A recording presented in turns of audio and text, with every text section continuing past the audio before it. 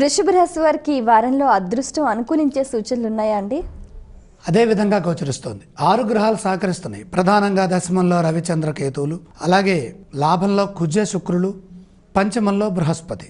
అన్ని విధాలా కలిసి వచ్చే కాలం.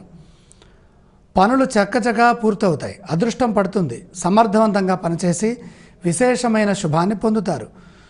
గృహ భూ వాహనాది అనేక యోగాలను అనుకూలంగా మార్చుకునే శుభకాలం. ఆర్థికంగా లాభాలున్నాయి.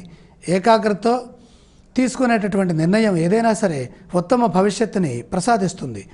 విందు వినోద కార్యక్రమాలతో సుఖంగా గడుపుతారు. గొప్పవారితో పరిచయం ఆనందాన్ని కలిగిస్తుంది.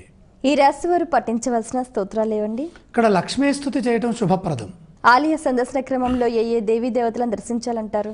మహాలక్ష్మి ధ్యానం, మహాలక్ష్మి సందర్శనం ఈ రెండు ఈ వారంలో జరిగితే అదృష్టం మరింతగా పెరుగుతుంది.